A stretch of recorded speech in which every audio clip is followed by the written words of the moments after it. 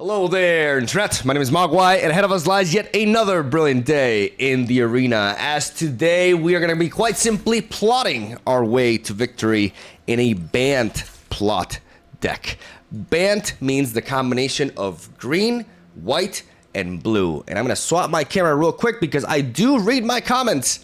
And I think this is the best spot for me to be in, especially when covering a best of 3 deck. Yes, ladies and gentlemen, today's video is going to be best of 3. Most of my content will be aimed towards best of 1 Magic the Gathering arena because I believe in best of 1 I get to showcase more variety of matchups, and the content is just more diverse in that sense. When in best of 3 you're kind of like locked into one matchup for at the very least 2, potentially 3 games. But every now and then when I design a deck, especially like a deck that I'm really into and I want to make it work, sometimes some decks that are very synergistic don't quite match up well into the polarized nature of best of 1 Magic. What I mean by this is best of 1 Magic is ruled by a lot of very fast-paced, aggressive decks, but also is home to mid-range and control decks too. And it can be difficult for every single deck you design to be able to take on all these different matchups in a reliable fashion.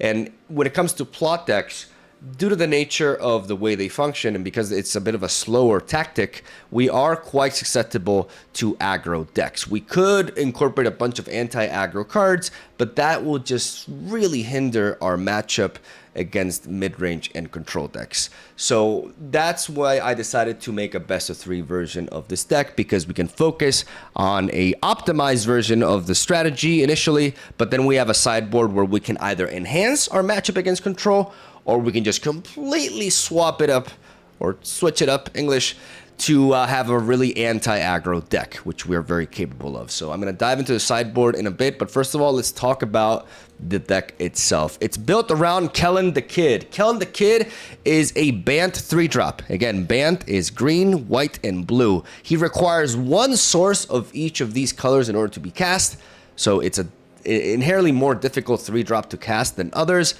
but you get a payoff for that. You get one hell of a unit.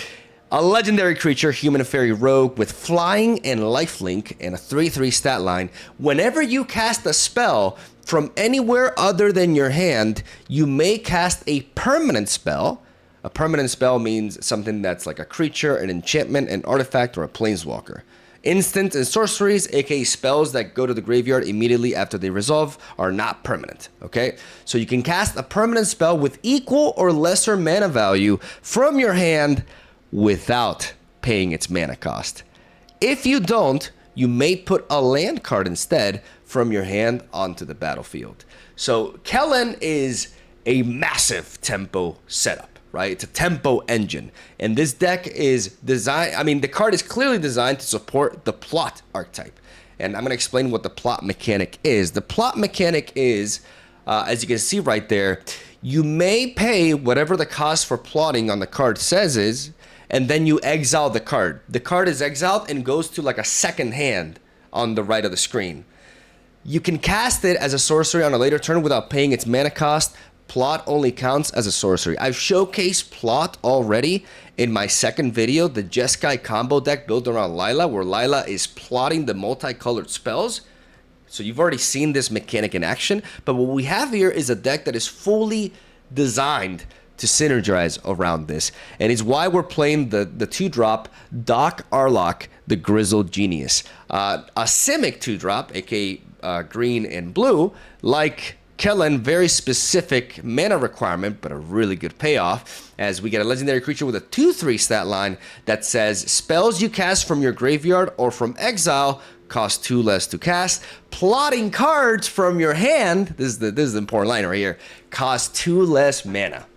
All right, that means that with Doc on the board, we can plot stuff like Outcaster Trailblazer instead of for 3 mana, for 1 mana. We can plot the Visage Bandit for 1 mana. We can plot the Heist for 2 mana. We can plot the Railway Brawler for 2 mana, which is it's just crazy tempo, right? And that's the high roll potential of this deck. Being able to find Grizzled Genius on turn 2 and then just pop off with a bunch of plots on turn 3. Naturally, this is going to happen 1 out of like every 7 games or something, so you have to accept that, you know, the deck is not going to high roll every single time, but it is definitely a good situation to look forward to. But the deck can function without Dark Arlok, but it definitely does help really allowing us to go turbo, essentially. We have 4 different plot cards in this deck. The Outcast or Trailblazer is a 3-drop that is essentially the most, I would say, the most fundamental one in this deck. This card is pretty amazing. It's a 3 mana 4/2 initially. You can plot it for 3 mana, and then when he enters the battlefield, you can add 1 mana of any color. Whenever another creature with power 4 or greater enters the battlefield under your control, you draw a card. As you can see, most of our units from 4 mana onwards are at least 4 power. We got Sigarda, Font of Blessings, we got Railway Brawler, and we have Elesh Norn. Elesh Norn is what the deck is ultimately built around. This is a nutty 5-drop. This is a crazy 5-drop in Standard, in my opinion. It hard counters a lot of decks in the meta just by being on the board. It is bonkers. And of course, provides us with tremendous synergy with our deck because of the ability. I'm going to read it. It's a 4/7, very powerful stat line, very resilient. Reminds you of Leveled Up Swain from Legends of Runeterra. With Vigilance, if a permanent enter the battlefield causes a triggered ability of a permanent you control to trigger, the ability triggers an additional time, a second time. Permanents entering the battlefield don't cause abilities of permanents your opponent control to trigger. So essentially what Elesh is doing is she's shutting down your opponent's upon entry effects. May they be creatures, planeswalkers, enchantments, artifact, it doesn't matter. Any permanent that has an upon entry effect or any permanent that triggers when something else enters the board, that's all denied. And you get to double the value out of your own upon entry effects.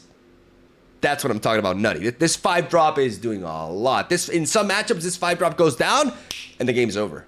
Especially if you're facing something like mono white and they resort to like enchantments, you know, like for example, like this one to remove your stuff.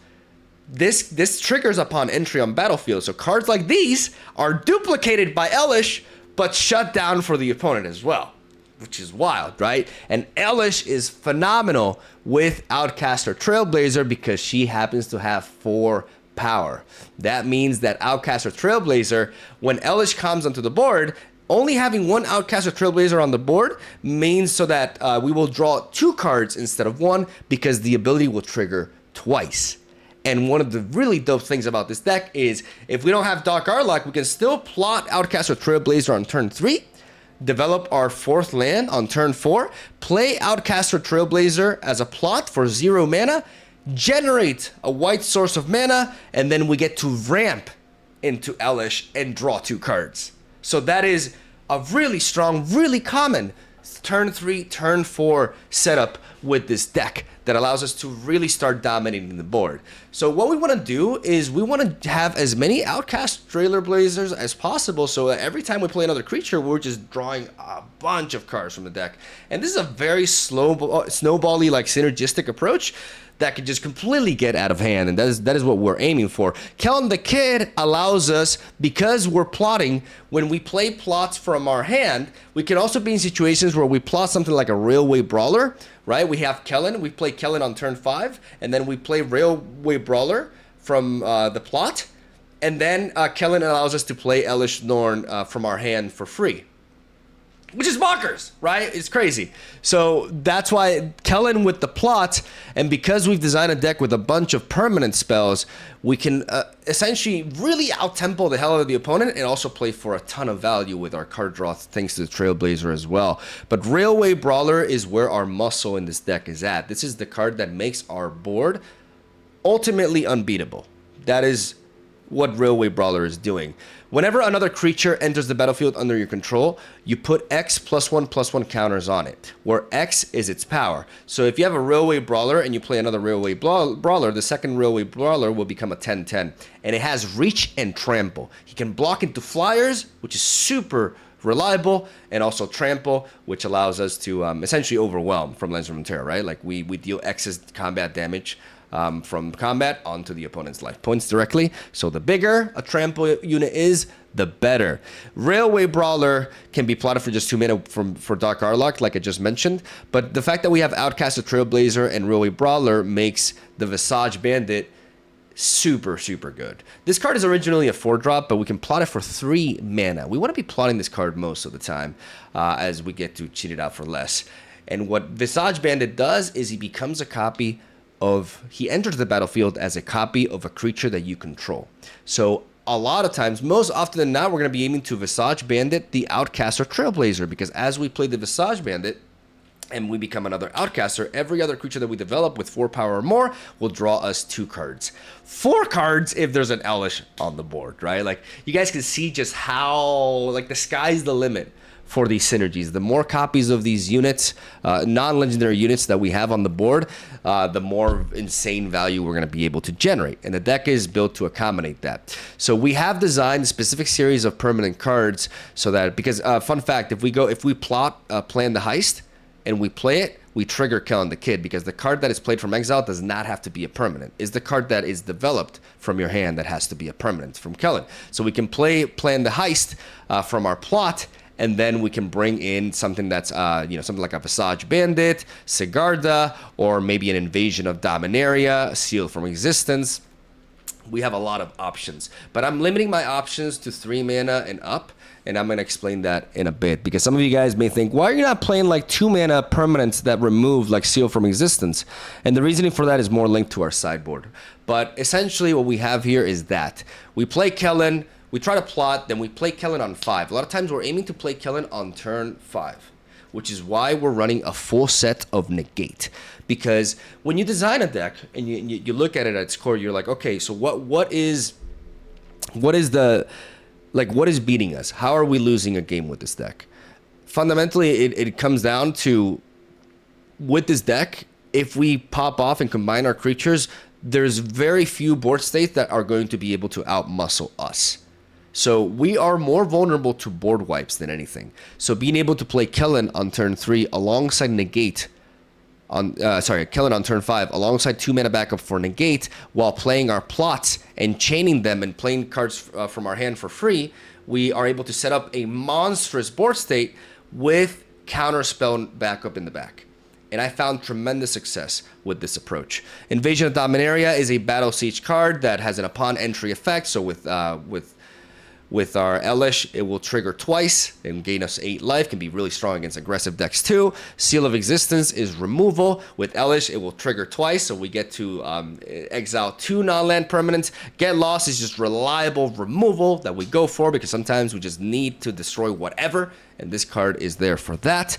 And that, ladies and gentlemen, is the deck, the main deck right there, with Sigarda, Font of Blessings as an option that I like, that can trigger the Trailblazer and protect our other units by giving everything hexproof. And then you can cast angel spells and human spells from the top of the library, which means with Sigarda, we could potentially cast Outcast or Trailblazer or Kellan the Kid from the top of our deck if it's right there as well. So that's the main deck right there. It really pops off with those synergies. But then, ladies and gentlemen, we got the sideboard. That's why today's deck is going to be longer, but hopefully you guys don't mind. With the sideboard, we have a couple of copies of 3 Steps Ahead, and then 3 copies of No More Lies. These are there to enhance our ability to match up against control. By running more counter spells, we can counter these specific board wipes that control decks will be going for, and we can shut that down and work on our strategy. We don't change the deck as much in a control matchup, because I think we're already matching up pretty well against it. We just reinforce ourselves with more counter spells to be able to deny their big spells. Not only control, but ramp decks, etc., etc. Then we have 2 more copies of Get Lost and 2 copies of Not On My Watch, 2 copies of Kotsil Flanker, 2 copies of Temporary Lockdown, and 2 copies of Prayer Binding. All of these cards come in the aggro matchup.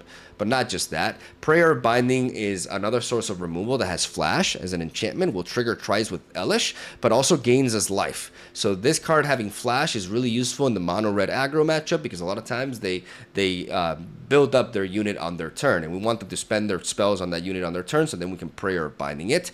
And that's why we're also playing Not On My Watch. For just 2 mana, we can exile target attacking creature. We don't need more out of a removal card against mono-red. Very reliable, cheap, good tempo-wise, and very, very useful there. Kutso Flanker allows us to potentially have an answer for graveyard-centric decks by being able to exile the graveyard, or another source of life gain for aggro decks as well. Kutso Flanker can be copied with a Visage Bandit too, so we can really work towards that in that matchup. Temporary Lockdown is the main reason why we don't run 2-mana permanents aside from Doc Arlock, because if we run stuff like the Glass artifact and other stuff that, you know, removes, like our Seal of Existence does, if we play Temporary Lockdown, we're going to be hitting our own 2-mana value permanent, right? But this card is essentially a board wipe. It doesn't seem so at first, but it is. It exiles each non-land permanent with mana value 2 or less. So against Boros Convoke, against mono red aggro, and any sort of swarm strategy, this card comes in and puts in the work. Also in like low-cost artifact decks as well, this card can come in and just seal all that away. And it's just really, really solid in the sideboard as that option. And that is the sideboard right there.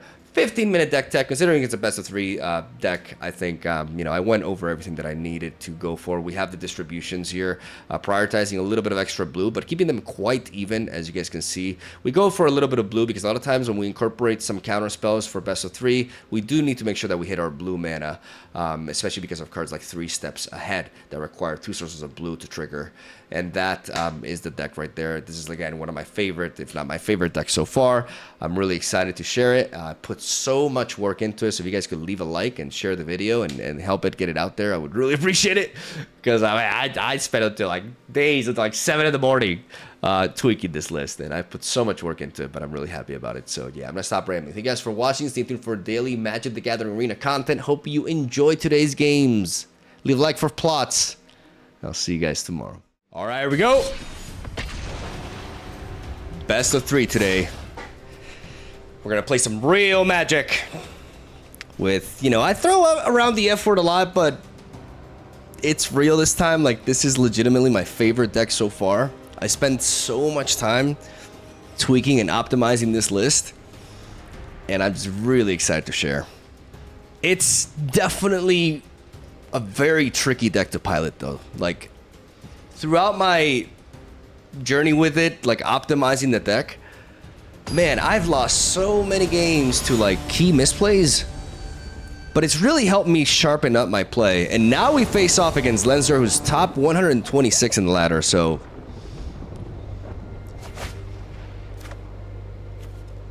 good challenge.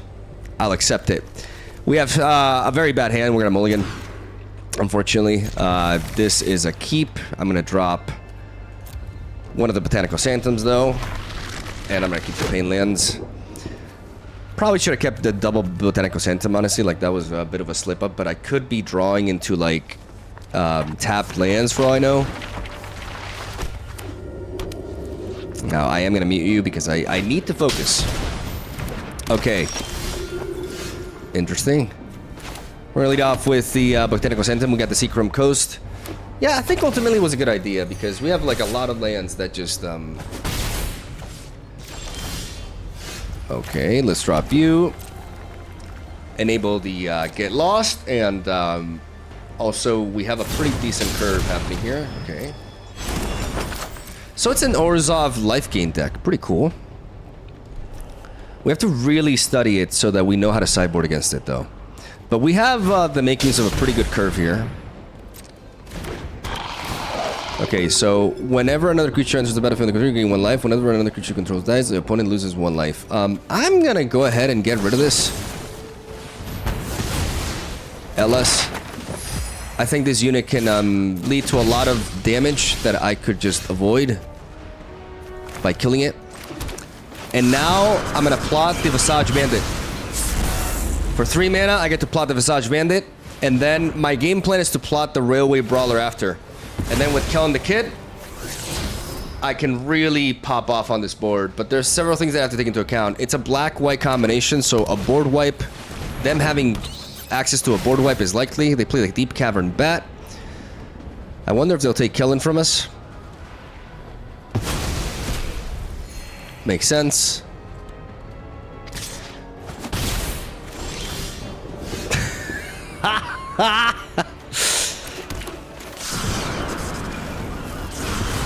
We're gonna plot again. plot demands us to spend these 2 turns essentially doing nothing while tapping our mana, but the payoff is incoming.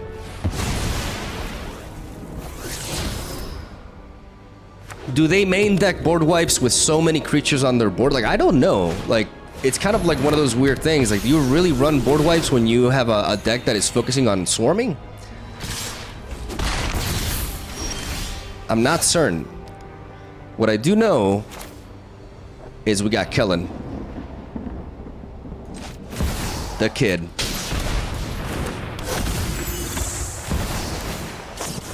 And we're quite simply gonna Rhino it.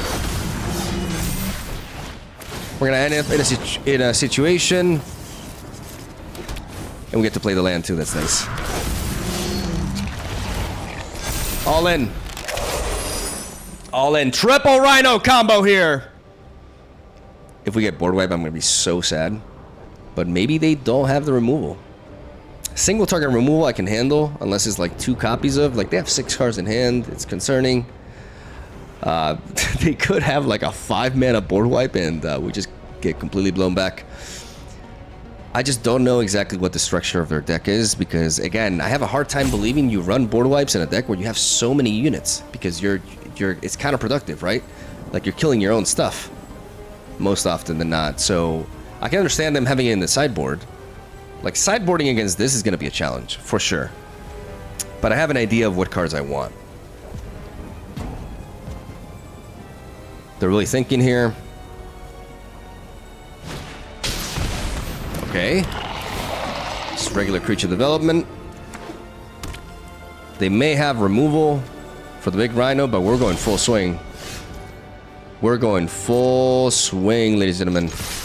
Not even messing around. We're going for the kill here. They heal. You're dead.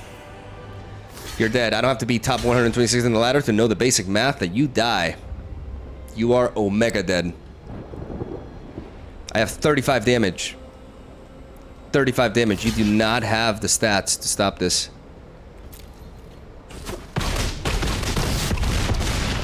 Booyah! Knockdown! 1 game in. 2 to go. Probably butchered that, but temporary. Okay, let's switch the cam here.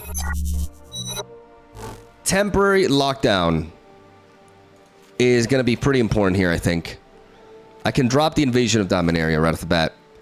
I also want to... Like, we got to keep the game plan as it is. Sigarda and Plan the Heist, I think, are going to be pretty useful, but we need to be able to interact with their early game. I don't know how important, like, Graveyard Disruption is, but I feel like this unit is going to be useful. I don't know about so many negates, but then again, I do expect them to run... like removal and board wipes, so we want to keep the negates around. I like the temporary lockdown a lot. The Seal from Existence can go down 1 because we're focusing more on temporary lockdown. I don't know if I need specific removal as much, or I should keep it as it is. I think I should keep it as it is. If it ain't broken, don't fix it. Elvish Norm can be very powerful here, but it's about having that disruption. I think the temporary lockdown is the key addition here. The counter spells, when I'm going second, are less reliable, even though we could run the No More Lies. But I think 4 negates. I'm going to drop down 1 Plan to Heist. I'm going to run 1 3 steps ahead. And I'm going to call that. I think we're ready to go. We don't want to alter the deck too much if we were successful initially. But obviously we can definitely expect some heavy sideboarding from them. And I am expecting them to incorporate board wipes, for sure. So we need to have enough counters. Temporary lockdown, very nice. More than enough sources of white as well to enable them. So definitely a keeper of a hand. We're going to lead off with the Seachrome Coast. Call that a turn, as we get a couple of brush lands to follow that up with. Okay, there's that enchantment right there. We're going to go ahead and develop the Botanical Sanctum. Get these fast lands out of the way. There's a Lunarch Veteran. Okay. This temporary lockdown is amazing. Like, I knew this card was going to be really good here. Watch.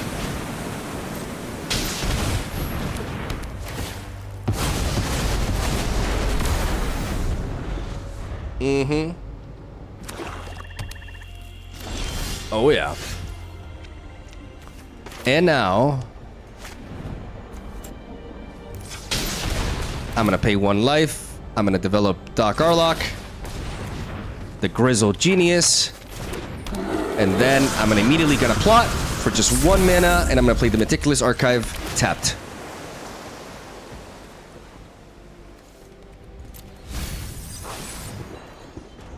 Nice.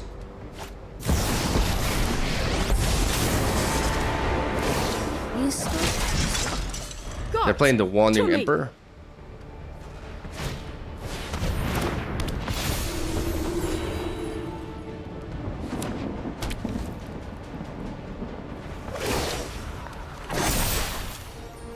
No blocks. This fight.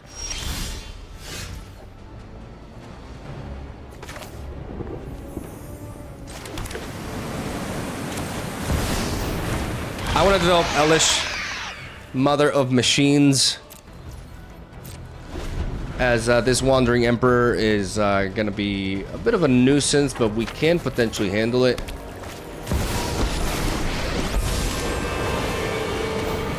I have been reborn. Create a 1/1. Okay. We fight together. Okay. I've got new moves to teach you. Now the Seal from Existence is incredibly powerful. We still do not have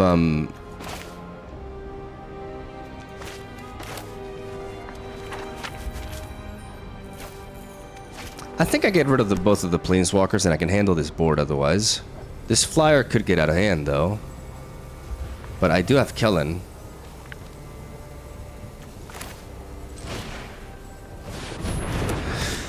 What I do target with the Seal from Existence is going to be really important. Because they can chump me for a while. Booyah! Ha ha ha! Got him! Oh, 2-0, baby. Good start. Blaz the Lezo.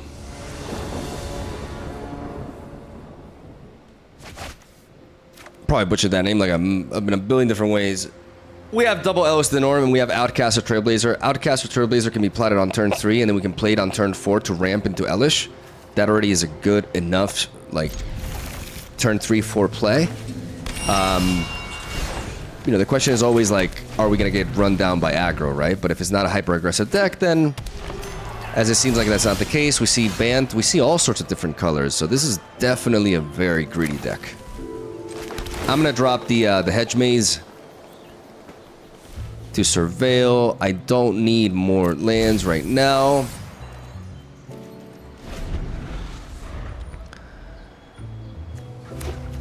They have like all sorts of, yeah, it's definitely like a, it's an angel. Okay, interesting. Elish is gonna be huge here, so I need to like, I need to get her out on the board as fast as I can. Pillage the Bog. Cavern of Souls, and okay.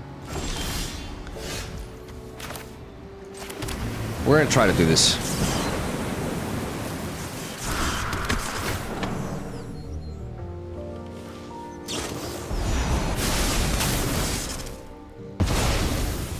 All right.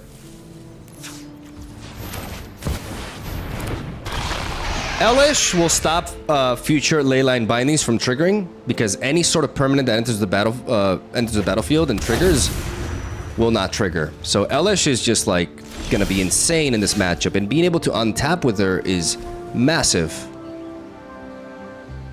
Is actually massive. If I go for the Seal of Existence, I can seal the Stomper and that. I can get back my unit, which will give me 2 mana. And with that 2 mana, I could play another Outcast or Trailblazer. So I'm gonna go for it. Seal from Existence. They're gonna cycle a land away. They're gonna double cycle, okay. We trigger twice. We target you, and we target you. We get back you, and because the Outcaster goes back, I get to trigger it twice. Green. Green as we develop another one. And now we get to draw 4 cards because of Elish's ability. Actually, two cards, sorry. And we can generate some mana. I was hoping to draw into a land, but that's not the case. But Elish is huge here. Like, I'm not exactly sure what other cards they have, but they're creatures? Okay. Okay, there it is. That's a lot. That is an army. We need to keep the negate open at all costs, so we need to,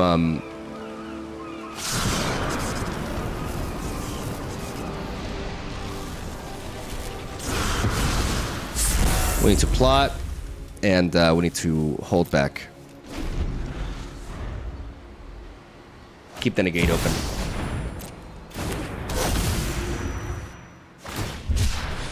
They cycle with that, okay.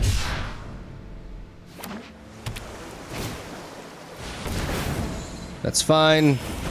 Because when that comes in, Elish will stop that, and they don't attack. Beautiful. Okay, we still need to keep this, I mean, we're gonna go ahead and do this. Because now we get to play for free, and we get to copy the Outcast of Trailblazer. Draw, draw, draw, draw. Mana. What are we playing?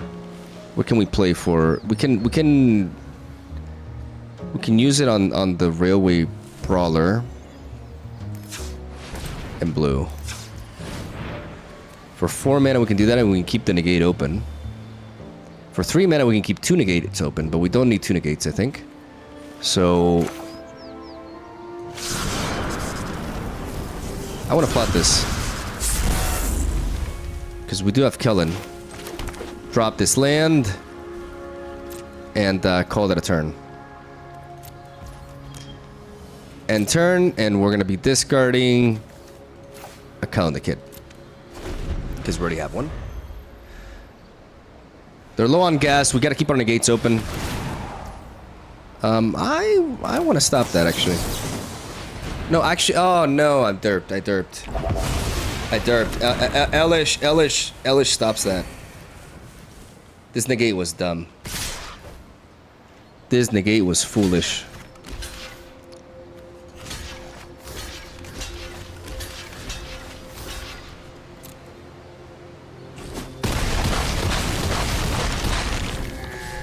They pull the trigger there. We block into all that. Yeah, that negate was silly.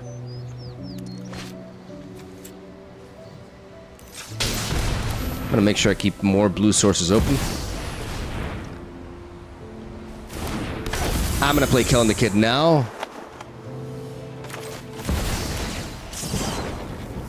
And I'm gonna play the Railway Brawler. Play another Railway Brawler. Oh yeah. Now to 20.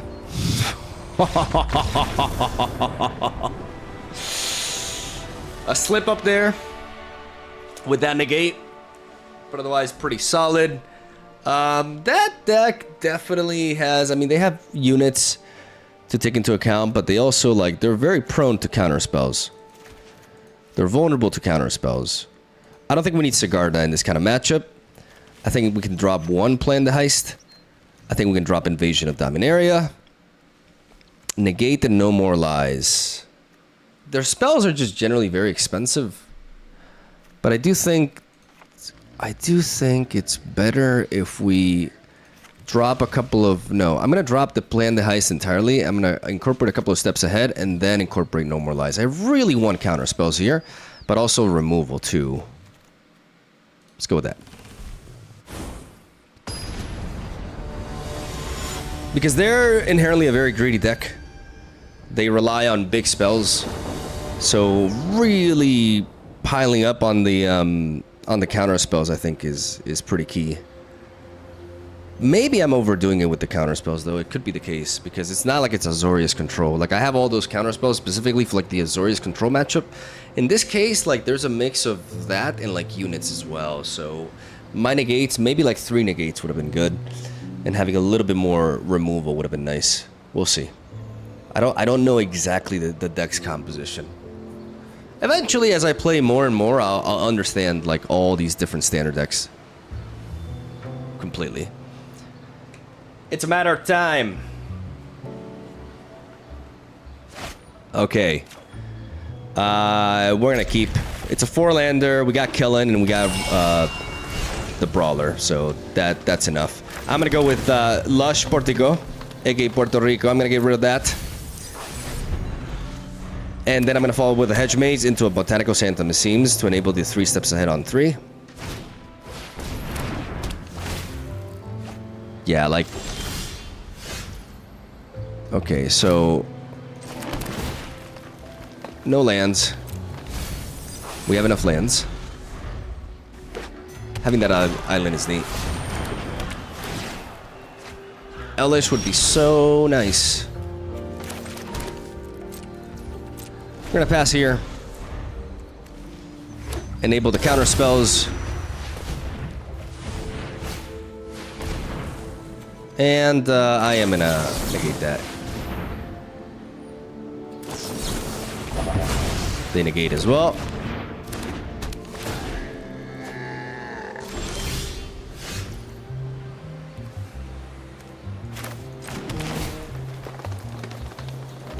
Get rid of that land.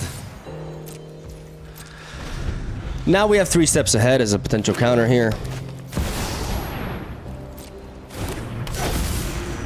I'm not gonna counter that though. It's all about being patient, finding the opening. There we go.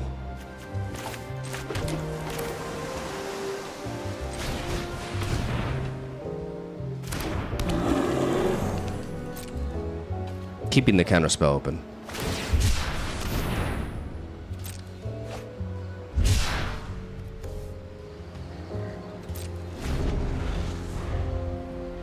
I could have plotted this Railway Brawler.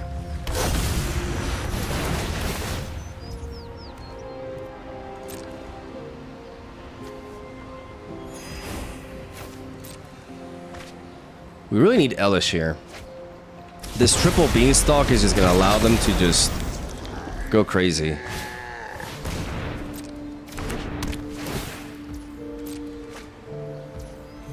I think this game may already have gotten out of hand because of that. Oh, man. I have to... Because I didn't plot that. I should have plotted. I should have plotted, so now I had this, and I had the ability to do that and that. I have to play Elish. And I have to hope that they don't have an answer for her. Because Elish will... Wait. Because they'll still trigger even just by playing spells. It's too much value. Too much value. Way too much value. They've really managed to pop off there, so I'm gonna call it a... I'm gonna save us some time. I'm gonna concede because they just have 4 of those enchantments. It's just way too much. Like, Get Lost makes even more sense, but now I do want to run even more counter spells. I want to make sure, because now I go first, I can counter those. And I'll drop a Seal of Existence. It's all about the counter spells. It's all about setting ourselves in a position where we can just really pop off and counter their key plays. That's how this matchup is going to go. So I'm going to keep, even though we're running low on lands. They mulligan twice. They mulligan 3 times. Jesus. This is a bit of a risky keep, but because I have Doc Ock, I can already guarantee that I can plot these 2, basically. Like, if he does not get immediately answered here, like, the odds are they're going to play a tap land here. Or not, but we're going to go boom. into boom. That's why I kept this hand. Because this is the kind of hand that I can actually get off with just like 3 mana. I can get off with 3 mana. That sounds so bad.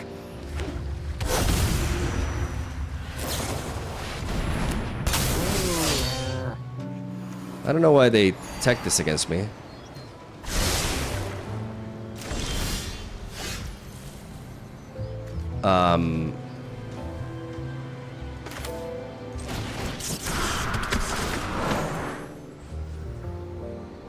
One, two, four.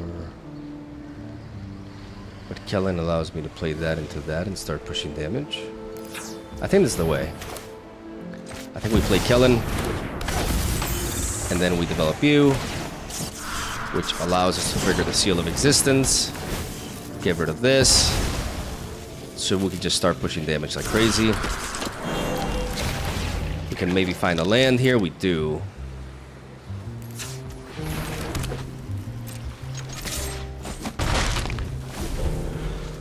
And just try to push here. Okay. Okay, here we go. Oh, that draw. Booyah. I mean, they mulliganed twice, but we got mana skill. Like, they ended up with more lands than us. But the plot, baby, the plot. We let that happen. We let that happen. We make them search for whatever they want to search. And I want to make sure that I'm going to be 3 steps ahead, and we're going to lock him out here. But that's the key. Like, it seems like, oh man, a 2-lander when you're going first, that's really risky. But with Doc Arlock and having these 2 in hand, I could just plot them for 1 mana and get the win, baby. That second game we got blown out completely. Like, that kind of deck, when you play, like, that 2-mana enchantment is such a value machine. It's such a damn value machine. It's so cheap too. It's definitely an issue. But, yeah, definitely the mulligan helped us out. But, I mean, they ended up with more lands than us, which is what's funny. But that's what plot is all about, baby. We can go for, honestly, we're just 28 minutes in. We're going to end up with like an hour video. But fuck it. Here we go. All right, Svengali. You'll be our final opponent. We got a 3-lander, ladies and gentlemen. With Doc Arlock and Vice's Granted, removal and negate. Like, this hand is close to perfect, really. It would really suck if they were like playing mono red or something and it didn't matter. Okay. Hedge Maze first. It is our surveilled land. We're not going to say no to more lands. Yeah, we're not going to say no to that. We need to be able to curve out. I'm worried about flooding. Like, this is a kind of hand that could potentially be the victim of flood. So we gotta keep that in mind. I'm gonna develop Doc Arlock, Grizzled Genius. We have another copy of it in hand. So if they spend removal on it, because they play the Ankle Biter, and that leads me to believe that they have the 1-mana spell, and they use it to remove stuff. Yeah.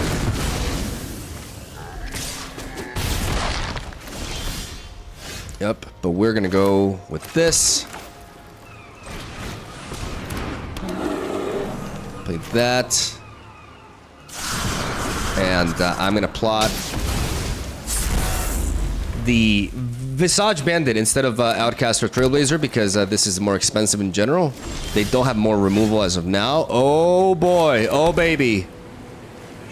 Oh baby. Blue and green. Boom. Boom. Oh yeah. Oh yeah, we're cooking. We're definitely cooking. You see the power of Doc Arlock? Like he truly is a genius. Truly a genius. Keeping the negate open now. Oh meu Deus! Sigarda, Font of Blessings is truly a blessing in this scenario. Oh my goodness. Blue. In case we have to negate. Blue and white. So we're going to do this. And because of the Outcast or Trailblazer ability, we can build up the mana to counterspell something that they could have to remove it. And still play Sigarda as well. I want to play her after, though, because I want her to come in and made me draw a billion. So now I'm gonna go white. White and blue, you see? We go again. Now there's no point in them reacting. Can't blame them. We're gonna draw so many cards and have a board with Sigarda here, protecting everything, giving hexproof to everything else. In a mono-green matchup, that is insane. But we cannot get overconfident. We have to make our deck the best version of what it can be. I think temporary lockdown is insane here. Prayer of the Binding as well. I don't like the negates. It was nice to have them there, but I'm not crazy about them. I do like Get Lost, just reliable removal in general. Some counter spells could be nice, but ultimately it's more about just being able to deal with their stuff, right? Than play for the value game. What do I get rid of here? Prayer of Binding is nice.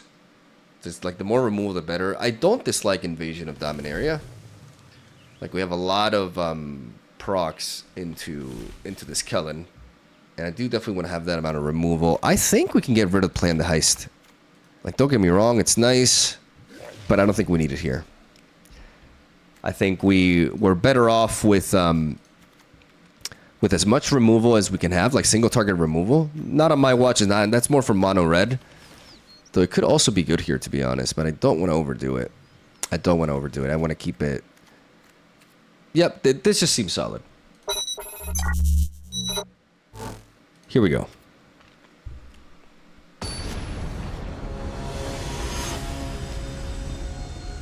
Alright, Svengali. Mono green. Negate is not awful.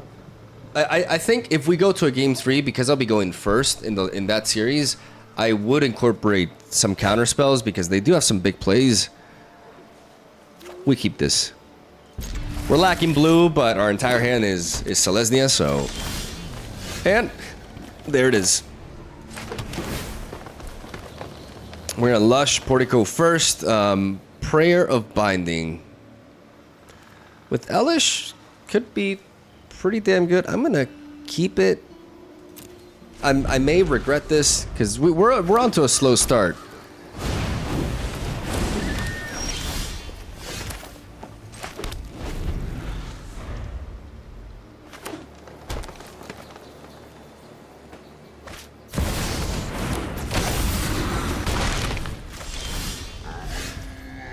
So now this should come in and deal with the Hydra as well, right?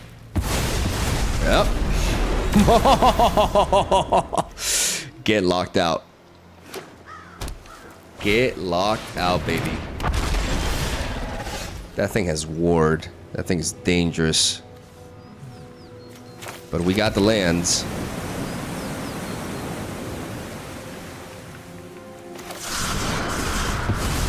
I'm gonna plot the Railway Brawler, and the reason why I'm doing this is because I can play it and then develop a very big... Oh, shit.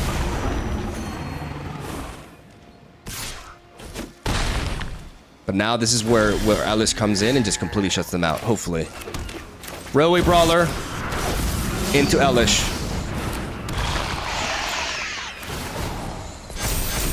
Omega. Omega, mother. Mother of all machines and dinosaurs too. I mean, with that stat line, she's everything. And now we deny, just completely shut down this nonsense.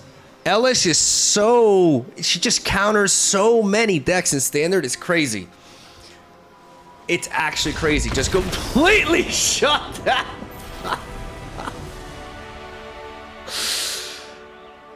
Oh, man. Yeah, that was pretty clean. I don't want to make this video last forever. Best of 3 content is... It's more difficult for me to get, like, really high quality games. But, you know... I'll take the victories. Don't get me wrong. I think today's games were pretty decent, and we showcased a lot of what the deck is about. You know, we had we had 2 2-0s, but then we had a 2-1, a 1-2 series right there as well. And we didn't really get to showcase against Mono Red, but essentially against Mono Red, our game plan is to run 4 Get Lost, and not on my watch. This card can be really strong because they always, you know, work on building up a specific attacker, and we can just like always get rid of it that way. We incorporate temporary lockdown, Kutsil's flanker. There's a lot like, and also the prayer of binding. Like our deck is very different once we incorporate Mono Red. Well, basically when we face Mono Red and we sideboard against it, we take out all the negates. We take out the Plan the Heist. We take out Sigarda. We drop down 1 Elish.